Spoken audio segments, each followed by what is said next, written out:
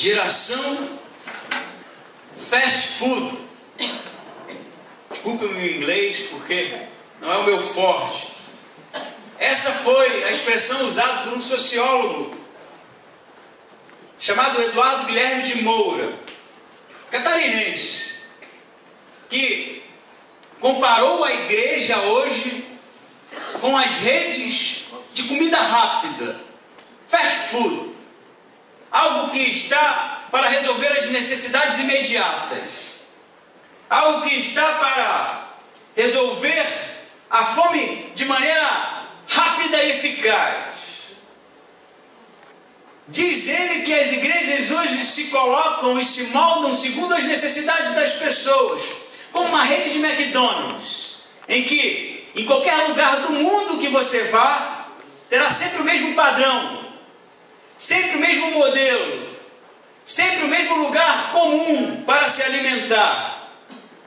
Zygmunt Bauman, um também sociólogo polonês, falecido este ano, fez a seguinte comparação com a nossa geração. Ele vai dizer, Zygmunt, que a geração de hoje é uma geração líquida, que na concepção de Bauman, os valores escorrem por entre os dedos. Não há mais valores sólidos, imutáveis. Nos moldamos segundo as necessidades, como a rede de McDonald's. Nos moldamos segundo aquilo que de alguma maneira pragmática e utilitarista nos é mais conveniente. Assim é a nossa geração, que faz e desfaz amizades em um pequeno clique, que faz e desfaz vínculos em uma simples curtida, que não cultiva mais a solidez dos afetos, porque já não sabemos mais como lidar com isso. Eu quero já de antemão lhe dizer que o sermão de hoje não vai ser fácil. E provavelmente pode ser que você saia chateado comigo. Pode ser que você não volte mais aqui. Mas eu de maneira alguma espero nunca ceder, e sim ser bíblico e dizer aquilo que a palavra do Senhor manda. Por isso, abra comigo a sua Bíblia no livro de Gênesis, continuando o nosso estudo, no capítulo 25, versículo 19. Vamos conhecer como Esaú trocou a sua primogenitura por uma comida rápida, que poderia resolver o seu problema imediato.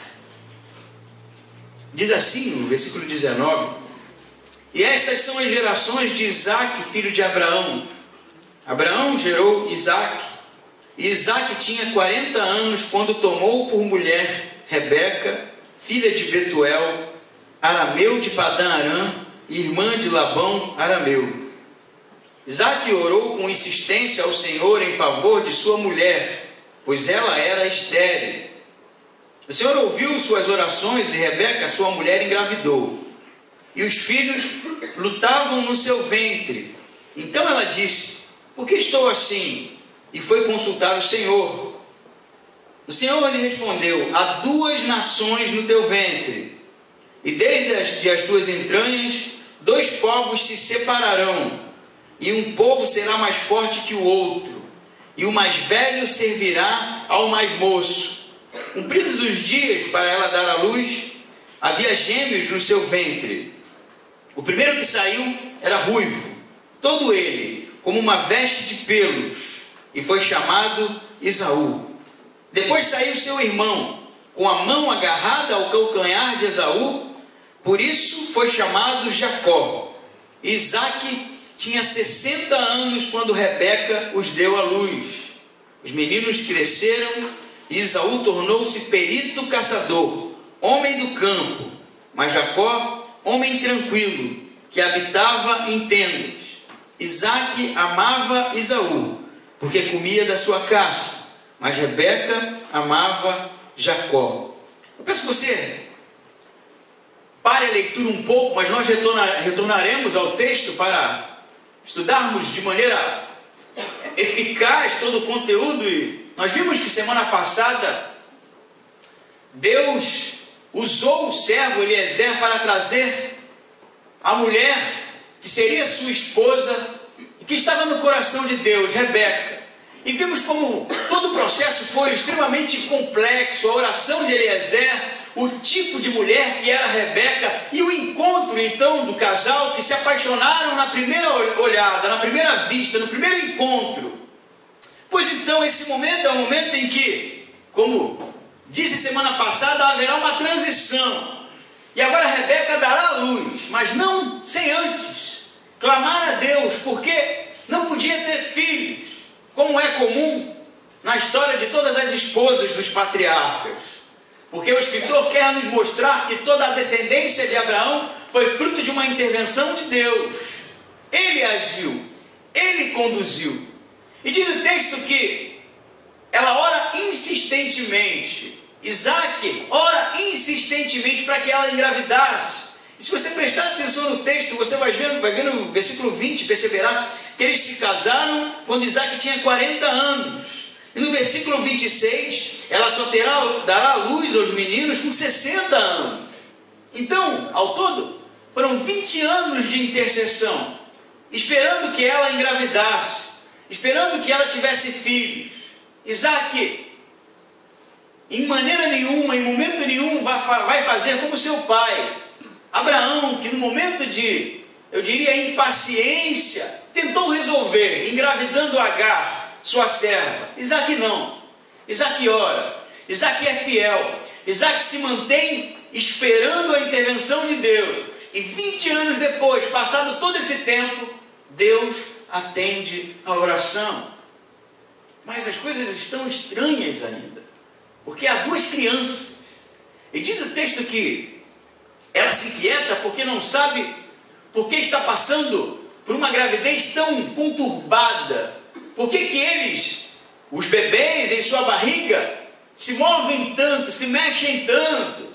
E aquilo a preocupa. E diz o escritor que ela irá consultar ao Senhor. Não diz claramente como o Senhor falou com ela, mas diz que as palavras do oráculo, do profeta a ela, foi que haviam duas nações no seu ventre.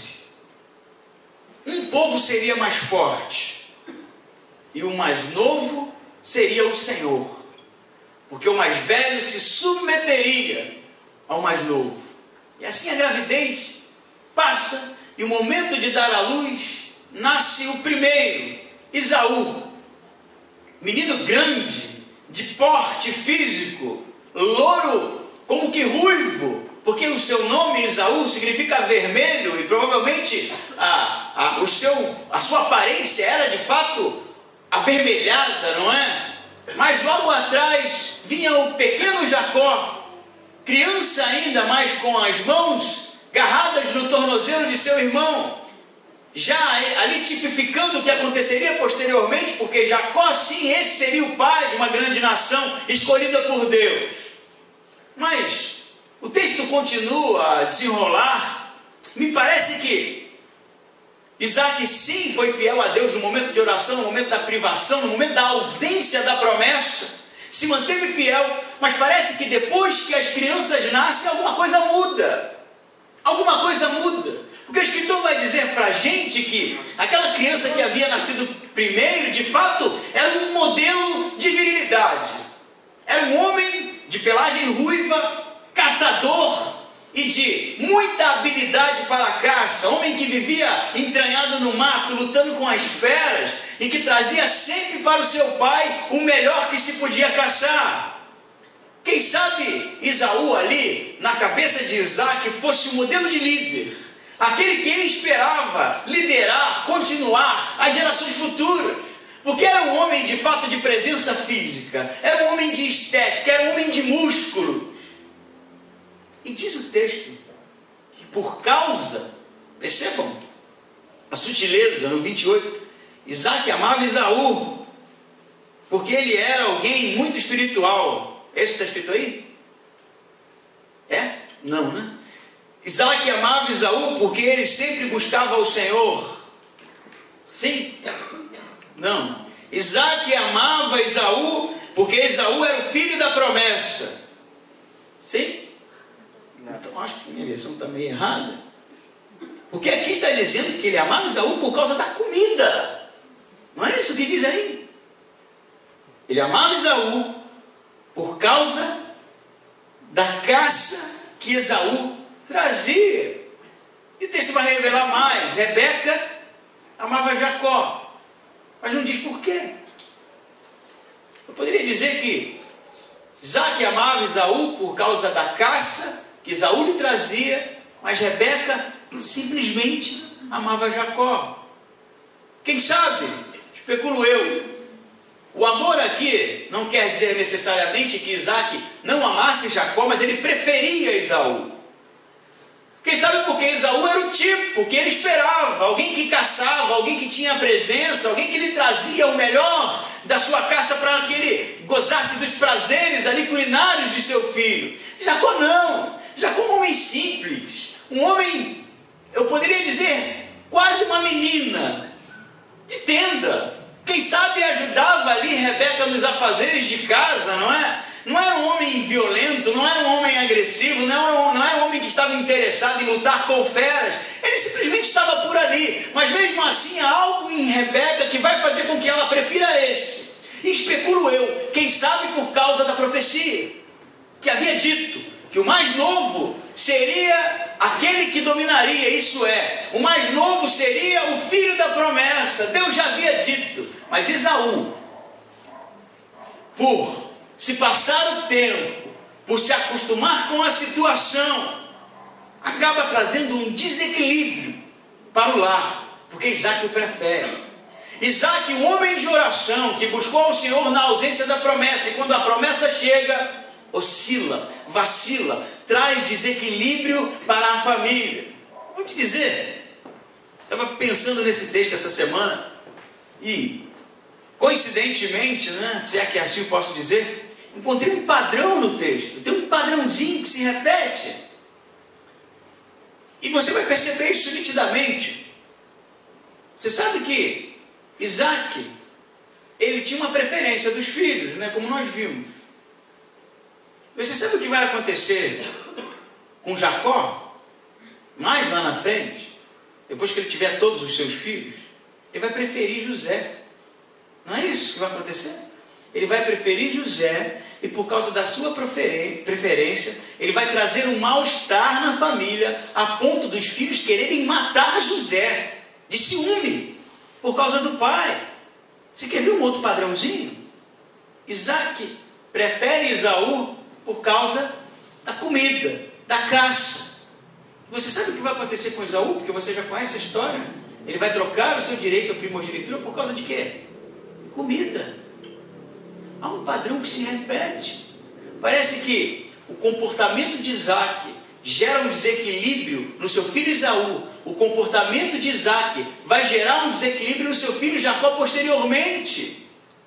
Isso não está de graça aqui, porque sabemos muito bem que a maneira com que nós nos relacionamos com os nossos filhos, sabemos muito bem que o tipo de influência que exercemos sobre os nossos filhos, sabemos muito bem que o tipo de pais que somos dos nossos filhos reverberará, se é que isso existe, na frente, se espelhando neles, eles se espelhando em nós e reproduzindo o tipo de comportamento que nós temos.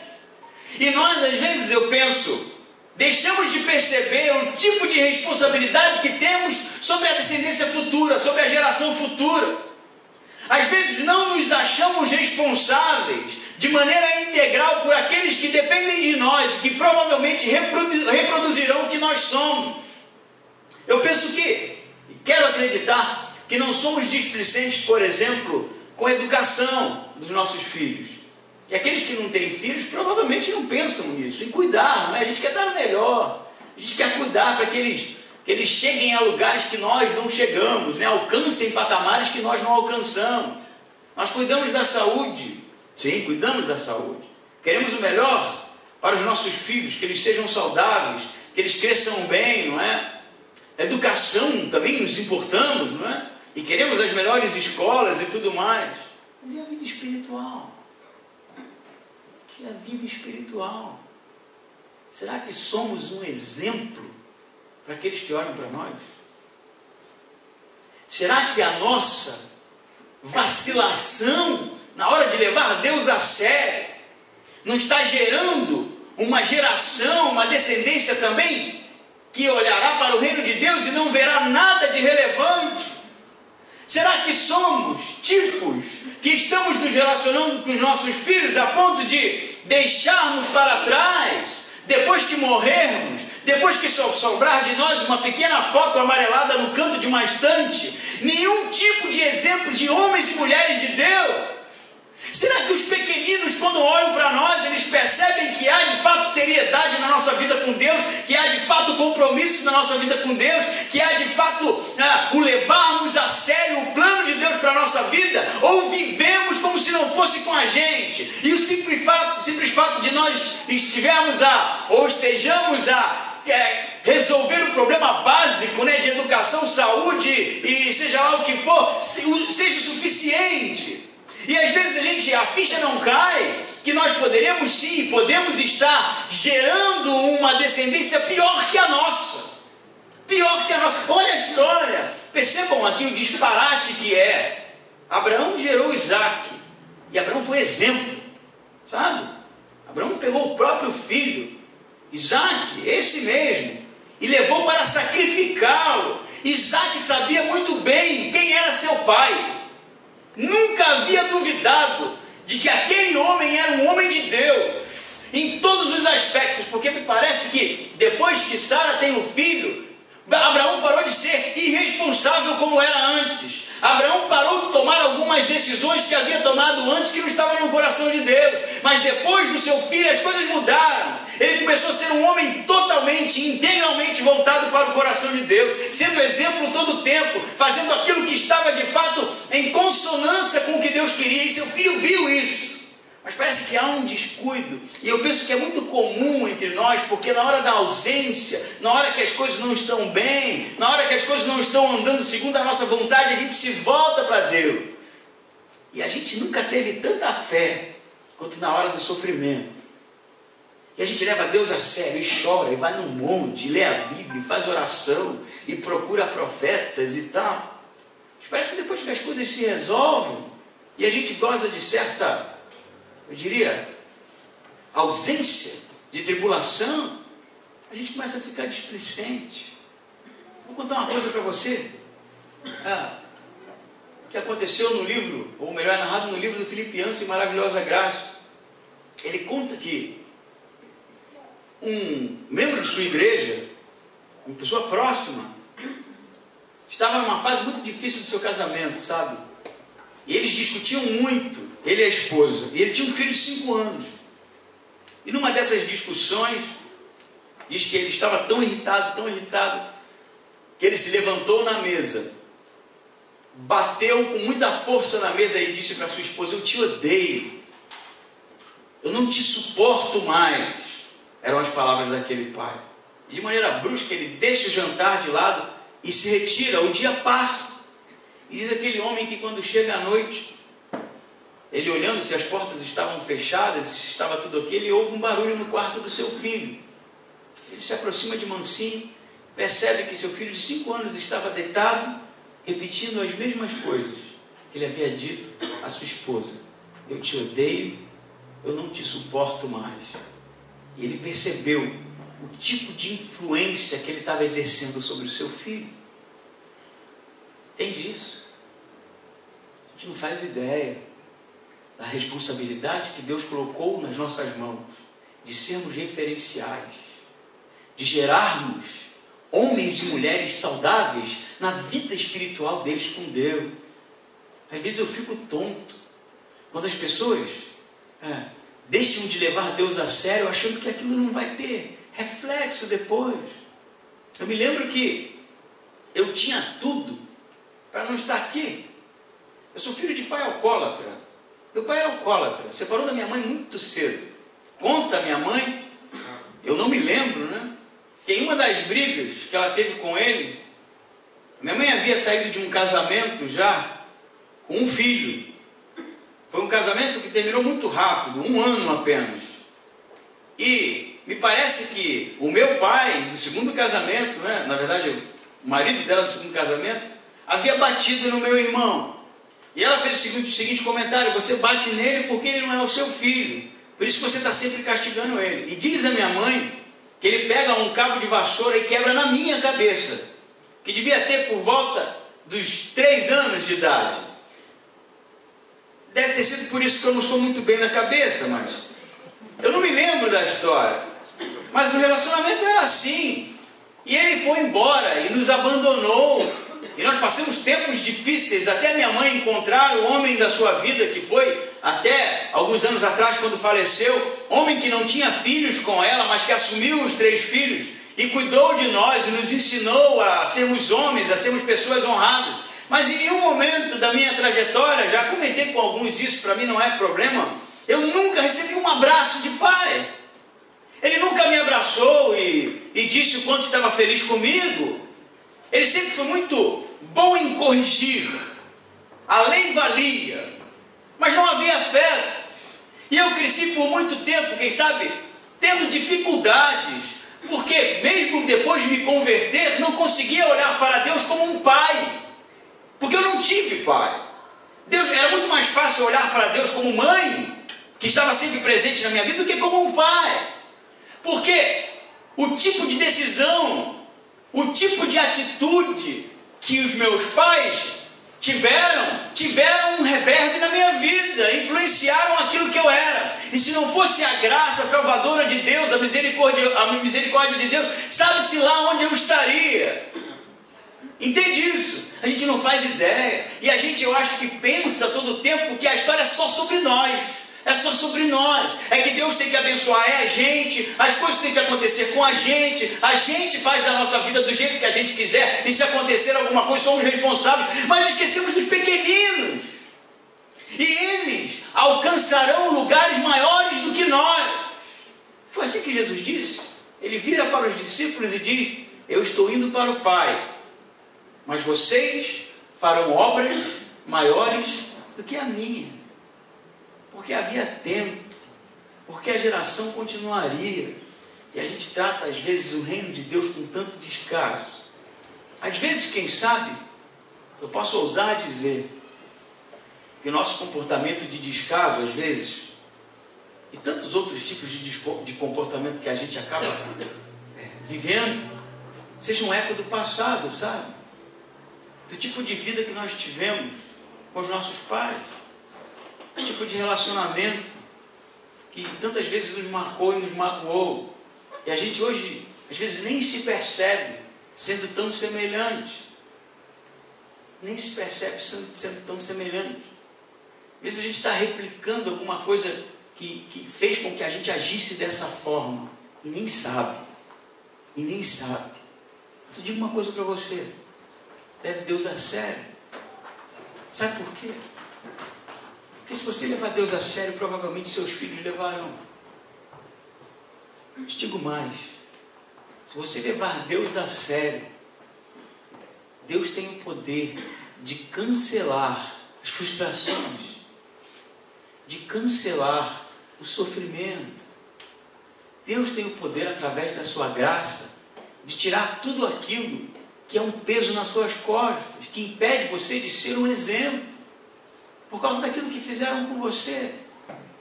Eu me lembro, compartilhava essa semana num grupo, o tipo de relacionamento tão duro que eu tive com a minha sogra. Tudo bem, era sogra, mas era difícil a coisa. Minha sogra era difícil, filha única, né? Então ela arrumava uns problemas, meu amigo, mas eu sabia que ela havia vivido tempos difíceis com os pais também. E até que ponto aquilo não era resquício, né, de um relacionamento truncado e sofrido. E a gente se desentendeu ao ponto de eu não conseguir ficar no mesmo ambiente que ela sem ficar irritado. E eu sabia que aquilo estava gerando sofrimento tanto para minha esposa, que era filha, quanto para o meu filho, que gosta dos avós. Um dia eu tomei uma decisão. Eu estava em casa, ela estava na cozinha, como sempre em ambientes diferentes, e eu pensei sobre tudo isso, pesei o que poderia acontecer no futuro se aquilo continuasse. Fui até a cozinha onde ela estava, e falei com ela de maneira bem objetiva: eu quero falar com você. Quando eu falei isso, ela já se arrepiou igual gato, né? Ficou esperando ali o murro, né? A voadora. Então eu dei um abraço nela e disse: me perdoe por tudo que eu fiz você passar. Mesmo que eu estivesse me achando certo, sabe? Eu pedi perdão. E aquilo acabou. Sabe? Eu sei que a gente passa tempos difíceis. Eu sei que às vezes a gente reproduz algo que fizeram com a gente. Eu sei que às vezes a gente se sente magoado e por causa disso a gente faz com que as pessoas sofram. Eu sei que a vida não é fácil para ninguém. Mas deixe Deus agir na sua vida. Perdoe. Sabe? Assim você vai ser liberto disso. E leve Deus a sério. Não ache que Deus é uma opção para o final de semana, não. Deus tem que ser íntegro na sua vida, tem que ser pleno na sua vida, tem que ser o objetivo da sua vida, para que o poder de Deus possa ser atuante e integral, no perdão dos pecados, na libertação dos rancores, no reatar dos relacionamentos. Amém? Isso aconteceu no texto. Por causa do comportamento de um, gerações vão sofrer. E eu não estou falando de maldição hereditária, não. Não está no gene, não. Está no comportamento, no tipo de vida, no tipo de conduta que a gente tem. Às vezes, e tantas vezes, displicentes. Só que o texto continua, não é? Eu interrompi a sua leitura, mas retome comigo no versículo 29, que diz assim: Jacó havia feito um guisado, quando Esaú chegou do campo faminto. E Esaú disse a Jacó: deixa-me comer desse guisado vermelho, porque estou faminto. Por isso se chamou Edom. Jacó respondeu: vende-me primeiro o teu direito de primogenitura. Então Esaú afirmou: estou a ponto de morrer, de que me servirá o direito de primogenitura? Então Jacó disse: jura-me primeiro. Ele jurou e vendeu o seu direito de primogenitura a Jacó. Jacó deu pão e o guisado de lentilhas a Esaú. Ele comeu e bebeu e levantou-se, seguiu o seu caminho. Assim, Esaú desprezou o seu direito de primogenitura. Vou lhe explicar algumas coisas. A primogenitura era um direito que o primeiro filho tinha de herdar. Ele herdaria tudo, a maior parte dos bens materiais, e no caso de Isaac, a bênção que Deus havia prometido a Abraão. O primeiro filho era o que herdaria. E o texto vai dizer que Esaú vai caçar, não é? Porque esse era o seu ofício, era isso que ele sabia fazer bem. Só que depois de um dia de caça, depois de ter passado aquele tempo entranhado no meio do mato, não consegue pegar nada. Não foi eficiente, não foi um bom dia. E ele volta um pouco irritado e faminto. Diz o texto: estava morrendo de fome, faminto, e quando chega, sente aquele cheirinho de um ensopado, não é? O texto não vai ser claro quanto ao tipo de ensopado que era, mas como eram sementes vermelhas, não é? Como o feijão que a gente conhece, aquele feijão mais vermelho, alguns vão tratar como lentilha, e seja lá o que for, o cheiro estava bom, e ele estava ali para morrer de fome. E diz o texto então que ele chega e quando sente aquele cheiro, se aproxima de seu irmão e fala: me dê um pouco desse guisado, porque eu estou para morrer de tanta fome. E aí Jacó vai lhe fazer uma proposta. Jacó vai dizer: eu te dou. Provavelmente era uma refeição para um. Jacó vai dizer assim: te dou sim, mas se você me der e me vender, fazer a troca, que o escambo, com o seu direito de primogenitura. E Jacó está sendo imoral aqui? Não. Porque o direito de primogenitura poderia ser negociado, sim. Ele poderia vender isso. Por isso que o texto está tratando desse jeito. Jacó não enganou seu irmão. Ele fez uma proposta. E há hoje documentos, né, achados arqueológicos que comprovam que qualquer um poderia vender o seu direito de primogenitura. Era só querer. Como aqui não havia testemunhas, não é?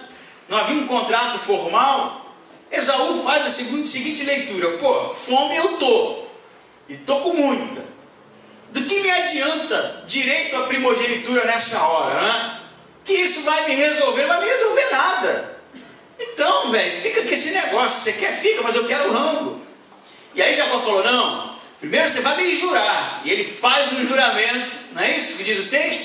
E depois de jurar, Jacó lhe dá o pão, lhe dá a refeição, ele come, bebe e vai embora. E o escritor vai dizer o quê? Assim Esaú desprezou o seu direito, desprezou o seu direito. Você sabe como o escritor de Hebreus vai chamar Esaú?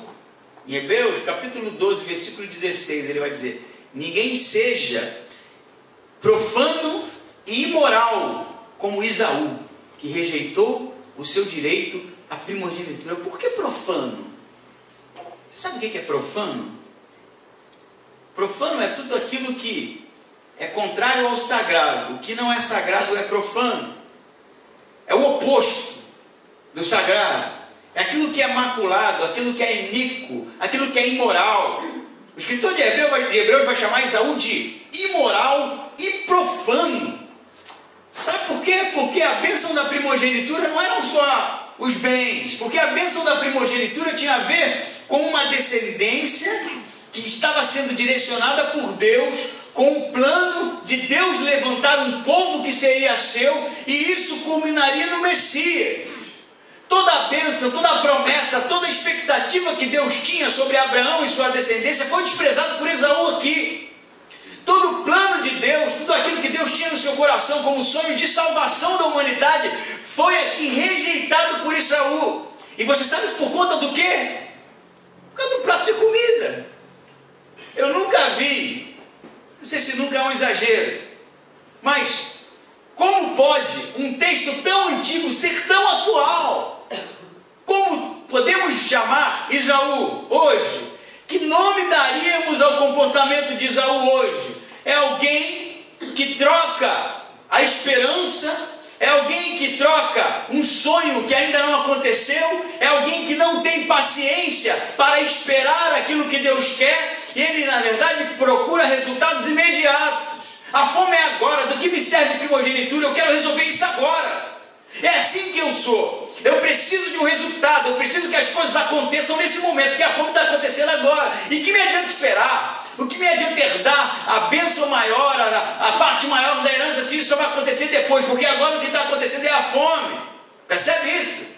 E você sabe que, como o texto é totalmente contextualizado, porque sabe muitas vezes como comecei o sermão, e a minha introdução foi sobre a maneira utilitarista que a nossa geração é. Queremos resultados imediatos.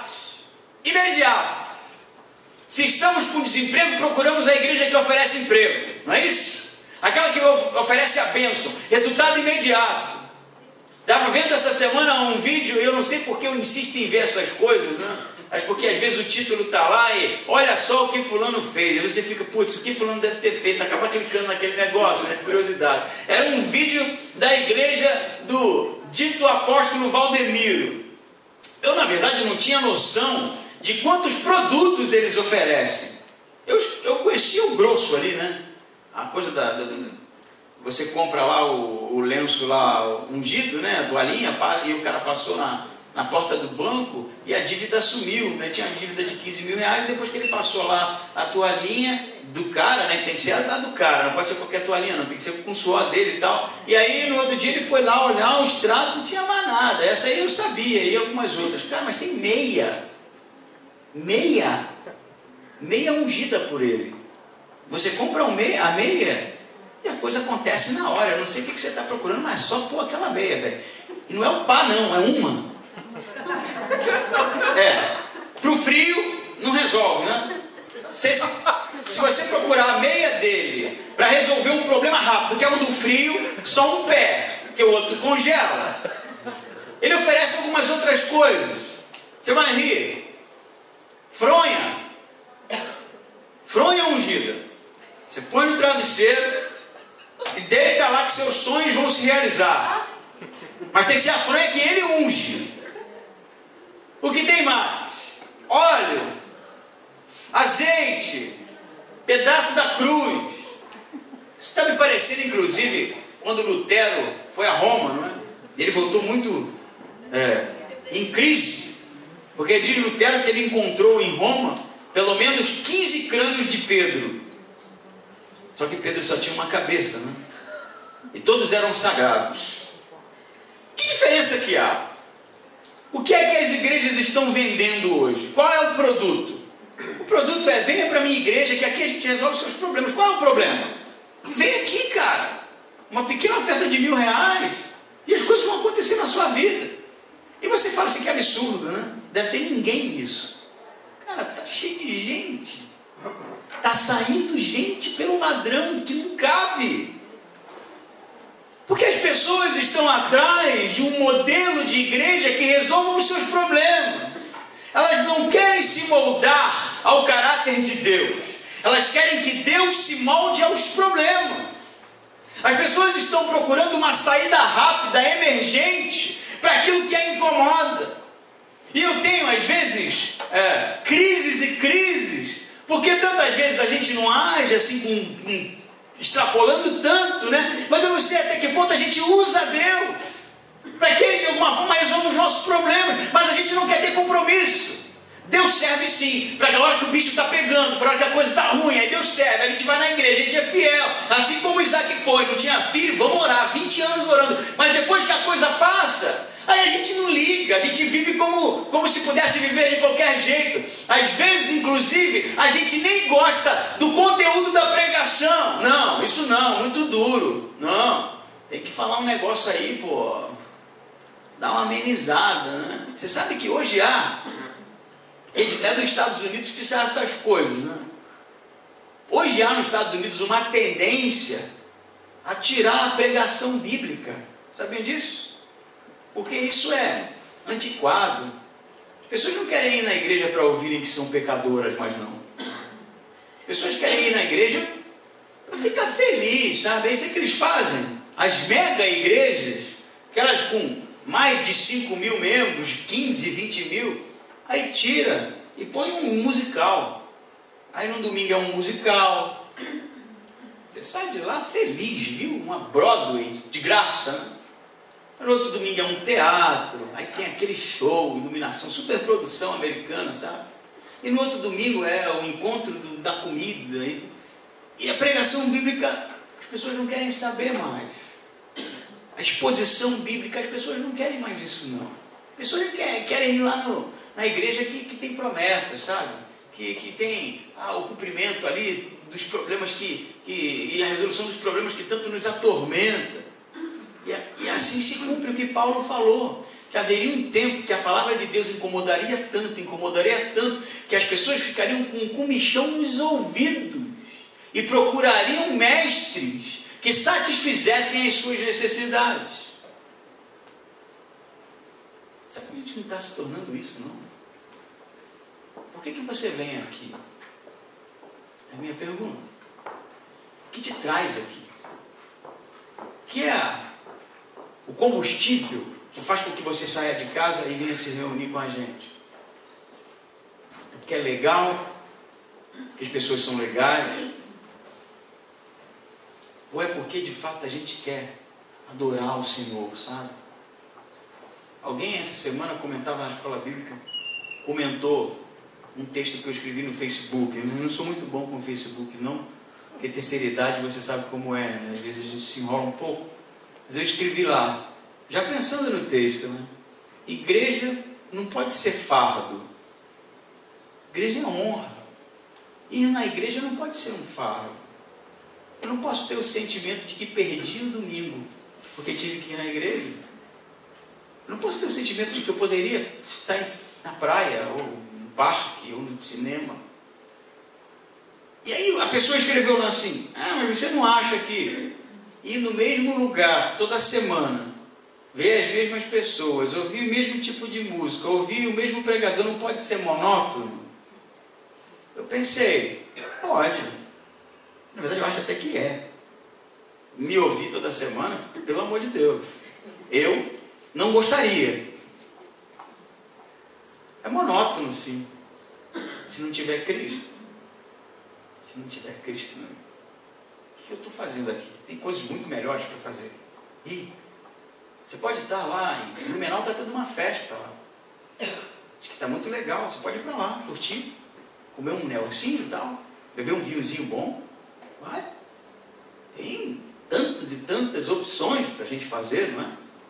Sem Cristo, a gente fica em casa vendo Faustão, porque dá para se enrolar num cobertor, não é?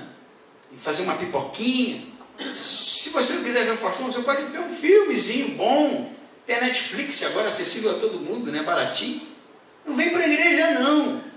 Se não tem Cristo, faça outra coisa. Invente outra coisa.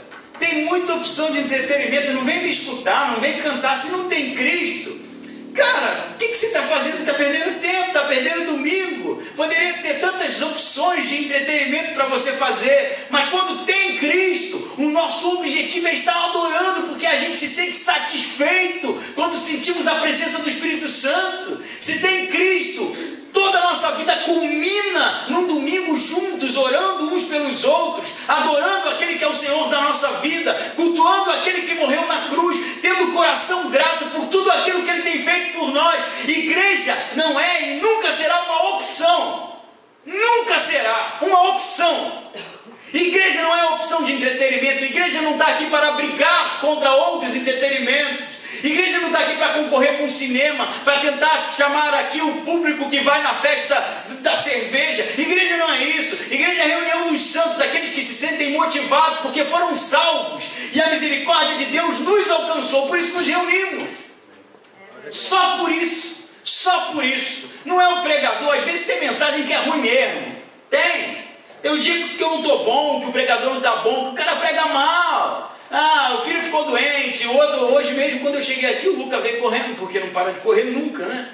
Espero que seja atleta, se não for vai apanhar. Ele entrou correndo ali com uma embalagem de chocolate, tomou um tombão ali. Eu falei, o choro a gente já conhece, né? Tem aquele choro que é só, aconteceu alguma coisa. Tem aquele que você se preocupa. E ele chorou aquele outro, que dá um grito e fica sem ar, sabe?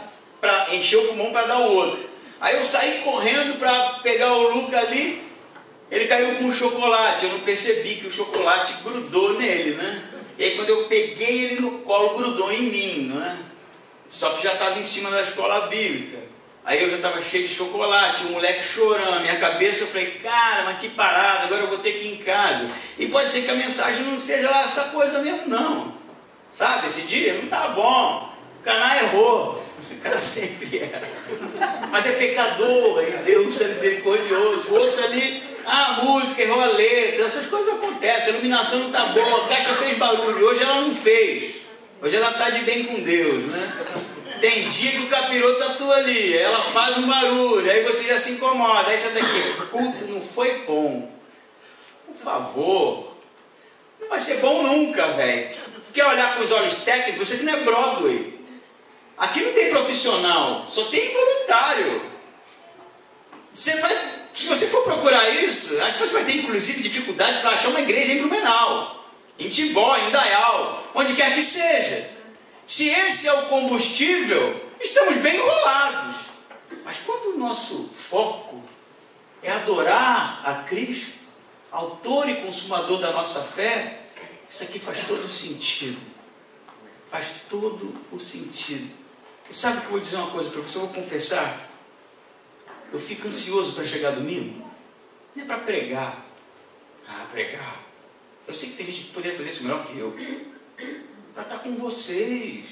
É para orar junto, para louvar a Deus por tudo que Ele tem feito na minha vida. Como isso é gratificante, sabe? Como isso é animador.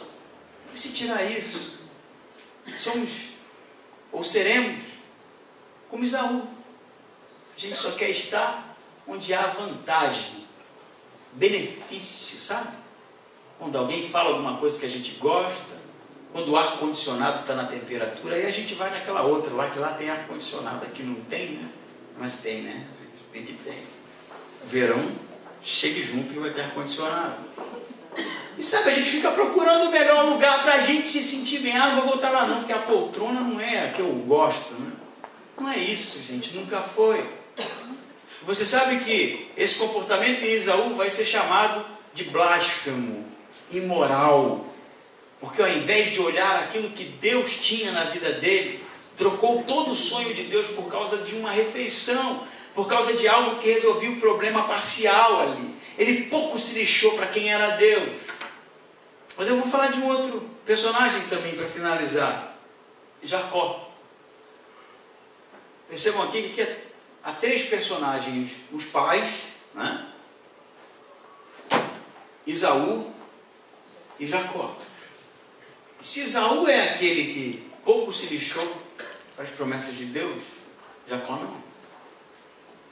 Jacó não era o primeiro filho. Jacó não tinha vantagem. Jacó não era forte.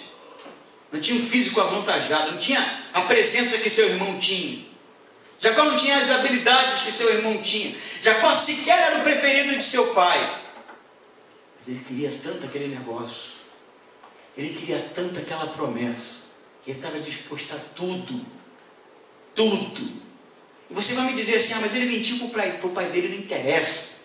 Mas ele enganou, não interessa. Tamanha era a vontade de Jacó de ser participante do plano que Deus tinha na vida de Abraão. Que vantagem ele tinha? Você vai dizer: ele herdaria tudo, né? Ou boa parte das bênçãos. Ele tem que fugir, meu amigo, depois disso aqui. Depois que ele, na verdade, ele troca a primogenitura, e na hora da bênção, Esaú ignora a promessa que ele fez e quer ir na frente, quer ser abençoado. Ele acha que ele é injusto, fazendo comigo não. Trocou, vai ter que valer agora. E ele vai enganar seu pai, se vestindo lá de maneira peluda, e depois que o pai abençoa, seu irmão diz: eu vou matá-lo.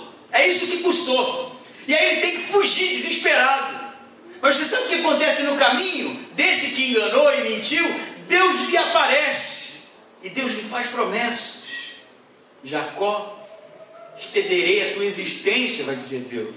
Te darei filhos como a areia do mar. E vai repetir todas as promessas que ele fez a Abraão. Por que, afinal de contas? Por que Deus não deu uma reprimenda? Jacó, olha o que você fez, você mentiu, você enganou, olha o que você fez, para mim não vale. Sabe por quê? Porque tamanho era o desejo de Jacó por ser participante do reino de Deus, das promessas, que Deus olhou aquilo com bons olhos. Sabe? Aquele que está disposto a tudo. Eu vou te contar uma história de um homem, que era um homem bem de vida, e ele tinha terra, tinha alguns bens. E um dia, andando, fazendo um passeio, foi caminhar numa área não tão boa quanto as suas terras, mas descobre que ali havia uma pedra preciosa. E aí o que ele faz? Um homem ético, ele sabe que a pedra é bruta, está ali para ser lapidada, ele junta dinheiro, vende tudo, vende sua terra toda, suas casas, seu gado, tudo que ele tinha, e compra aquela parte lá onde tinha as pedras. Quem sabe seria um bom investimento, não é? Você sabe o que ele faz? Ele esculpe ali, trabalha a pedra bruta e não vende. E fica vivendo ali, naquela terra ruim, naquele lugar que não era tão bom quanto o seu lugar, porque ele acha aquela pedra tão bonita, tão bela, de tanta beleza, que ele quer para ele. Faz sentido isso? Que não vendeu, né? Se era uma pedra preciosa, vendia. Ele poderia ter comprado 10 vezes mais, mas não, ele quer ficar com a pedra para ele. Isso é a parábola da pedra preciosa. Que o reino de Deus, de Jesus, é como um homem que vendeu todos os seus bens por causa de uma única pedra. E ele não vende a pedra. Ele fica para ele. Sabe o que Jesus está querendo dizer com isso? Que o reino de Deus é o que de mais precioso se pode encontrar. É o que de mais precioso se pode encontrar. O reino de Deus é precioso assim para você? É. A ponto de você trocar tudo, tudo. Perder o domingo, perder amigos, perder oportunidades lá fora, por causa do reino de Deus. Perder a vida, porque Jesus diz que aquele que perder a sua vida, ganhá-la-á. Isso é o reino de Deus para você? O reino de Deus é algo tão precioso para você, ao ponto de você ficar ansioso para chegar no domingo e estar aqui com a gente, orando junto, louvando junto, estudando a palavra do Senhor. Se não é, reveja,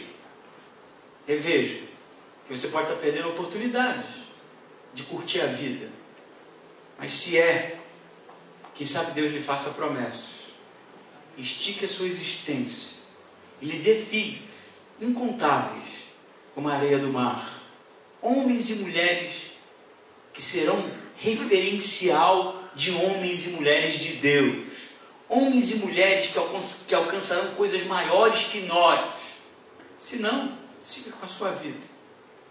Eu termino esse texto contando para você a história narrada pelo Philip Yancey, da mesma família, na verdade o mesmo livro de outra família.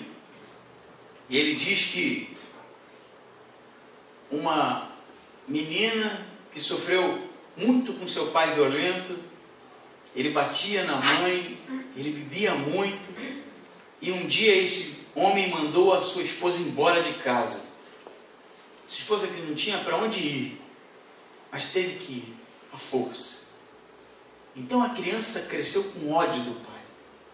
Seu pai, na vida adulta, depois de ter sumido na vida, reaparece, velho, crente, se dizia transformado por Deus, e procura um filho de cada vez para pedir perdão, mas ela não consegue perdoar. Ela não consegue perdoar. Ele não. E o tempo passa, seu pai morre, ela se torna mãe, e agora é a vez dela. E é dura com os filhos. E os seus filhos vão sofrer com a mãe que tinha. Ela envelhece, e seus filhos tiveram filhos, e mais uma geração de filhos endurecidos, porque tiveram um tipo de relacionamento com os pais que não era o melhor. Então Yancey conta que essa terceira geração, a mulher era membro de sua igreja, e o seu filho, que não era o filho que ninguém sonhou em ter, porque era um rapaz às avessas e queria viver a vida do jeito dele, lhe disse algumas coisas, e ela o expulsou de casa, como seu avô havia feito. Tempos depois, esse menino volta, doente, procurando a mãe, e aí então começa a trajetória, ou a narrativa de Yancey, de tentar reaproximar os dois. Então Yancey vai ler para aquela mulher, que era membro de sua igreja, a parábola do filho pródigo. E ele vai dizer para ela que Deus era o pai que esperava ansiosamente a volta do filho, e que o perdão era algo que emanava de Deus, mas mesmo assim, aquela mulher não conseguia perdoar os filhos. Não conseguia. Nós temos a oportunidade de sermos relevantes para as gerações que virão. Temos a oportunidade de sermos influência, exemplos de homens e mulheres para as gerações que virão. Mas é necessário assumir um compromisso, de uma vez por todas, e deixar de olhar o reino de Deus como uma opção no final de semana. Amém? Vamos ficar em pé e orar. Senhor Deus,